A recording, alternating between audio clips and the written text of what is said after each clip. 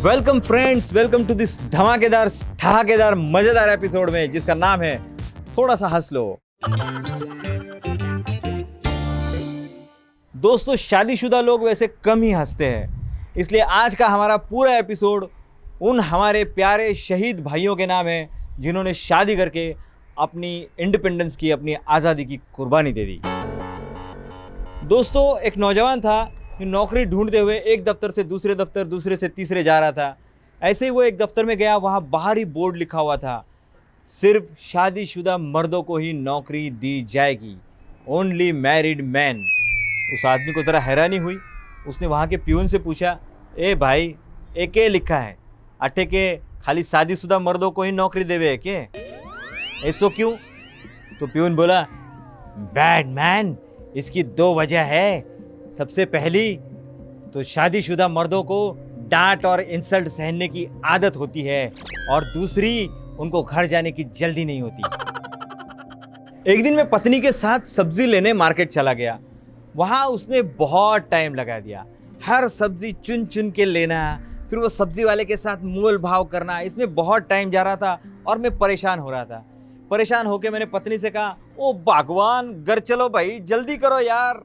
पत्नी गुस्सा हो गई, बोली, ये सुनो जी, तुम तो चुप करो, ये जल्दबाजी के कारण तुम जैसा पति मिला है मुझे, अब यार सब्जी तो ठीक से खरीदने दो। कोई दोस्त अगर आपका दुख सुनकर उठकर चला जाए तो उसे गद्दार नहीं समझना चाहिए। क्या पता, हो सकता है वो डिस्पोजेबल गिलास और बोतल लाने गया हो। हमारे एक मित्र का अपनी पत्नी के साथ झगड़ा हो गया। उसकी पत्नी रूठकर अपने मायके चली गई। काफ़ी दिन हो गए इस बात को। हमारा मित्र रोज़ अपनी पत्नी को फ़ोन करता है, उससे बात करता है। एक दिन उसका कॉल उसकी सासू माँ ने उठा लिया और बड़े गुस्से में बोली, ए जी दामाद जी, समझते नहीं हो का? रोज़ तो वो आपसे कहती है कि अब तुम्हारे घर नहीं ना आएगी, काहे फ़ोन करते हो रोज़ रोज़? दामाद मुस्कुरा के बोला, जी सुन के अच्छा लगता है जी, इसलिए। दोस्तों, आजकल वो बेलन वाला ज़माना नहीं रहा। एक ज़माने में पत्नी बेलन उठाती थी और पति को धमकी देती थी।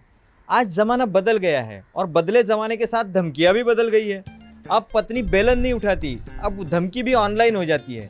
वो बोलती है, जितना टाइम तुम फेसबुक, ट्विटर, व्हाट्सएप को दोगे उतना टाइम मैं फ्लिपकार्ट, अमेजोन और स्नैपडील को दूंगी। पति तुरंत ऑफलाइन हो जाता है। दोस्तों, पत्नी इस शब्द को लेके हर कोई रो रहा है। कोई लाकर रो रहा है, कोई लाने के लिए रो रहा है। मासूमियत की भी कोई हद होती है? नहीं। एक दिन एक पत्नी जी बड़े गुस्से में आके अपने पति से पूछ रही थी, अरे मैं कब से पूछ रही हूँ आपसे कि आपके जीवन की सबसे बड़ी समस्या क्या है, आप बताते ही नहीं हो, एक टक मुझे देखे जा रहे हो, टुकुर टुकुर टुकुर टुकुर।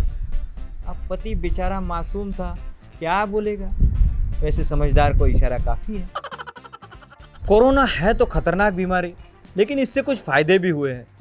अब खुद ही सोचिए, घर में झांक के देखिए, बीवी की शॉपिंग बंद, मॉल जाना बंद, फिल्म की फरमाइश बंद, बाहर खाना बंद, बाहर घूमने जाना बंद, आउटिंग की फरमाइश बंद, और तो और मुंह पर मास्क लगा रहने से ताला लग गया है, दिन भर की चिक चिक बंद।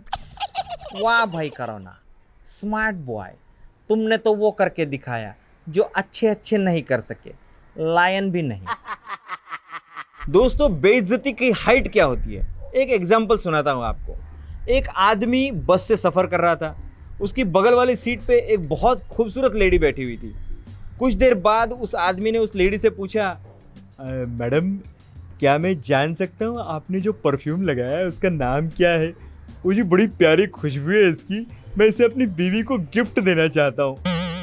उस लेडी ने पलट के जवाब दिया, देखो, ये परफ्यूम तो आप अपनी बीवी को देना मत, क्योंकि वो लगा के इससे बाहर जाएगी और किसी भी जलील, बदतमीज, घटिया, हरामखोर आदमी को उससे बात करने का मौका मिल जाएगा। वो आदमी अपने स्टॉप से 4 स्टॉप पहले ही उतर गया। एक दिन एक महिला ने अपने पति के मोबाइल की कॉन्टैक्ट लिस्ट चेक की, जिसमें 3 नाम उसने ऐसे देखे जिसपे उसे शक हुआ। एक था मेरी जन्नत, एक था नसीबों वाली, और तीसरा था जाने मन। जाहिर है पत्नी को बहुत गुस्सा आया कि ये कौन से नंबर है, ये किस नाम से सेव करके रखे हैं। उसने पहला नंबर डायल किया, मेरी जन्नत, और हैरान हो गई, सामने से उसकी अपनी माँ पति की सास बात कर रही थी। पत्नी हैरान हुई कि अरे वाह, मेरा पति अपनी सास को मेरी जन्नत कहता है। फिर उसने दूसरा नंबर डायल किया, ये नसीबों वाली कौन है देखती हूँ। देखा सामने से उसकी अपनी छोटी बहन पति की साली बात कर रही थी। साली नसीबों वाली, वाह। फिर उसने तीसरा नंबर डायल किया, जाने मन, और देखती है कि उसका अपना फ़ोन बज रहा है। बेचारी को बहुत गिल्टी फील हुआ, बहुत शर्म आई उसको कि मैंने अपने पति पे शक किया, और अपनी गिल्ट को उतारने के लिए उसने अपने पास जितने पैसे थे सारे अपने पति को दे दिए। और पति ने क्या किया, वो पैसे लिए, गाड़ी की टंकी फुल करवाई और अपनी उस गर्लफ्रेंड को घुमाने ले गया जिसका नंबर उसके मोबाइल में लिखा था सुरेश प्लम्बर। तो दोस्तों, कैसा लगा आज का हमारा ये एपिसोड? हमारी तरफ से ये छोटी सी कोशिश थी आपको हंसाने की। थोड़ा सा हंस लो और हंसते हंसते इसे लाइक कर लो, शेयर कर लो, कमेंट कर लो, सब्सक्राइब कर लो, बेल बटन दबा लो, थोड़ा सा हंस लो।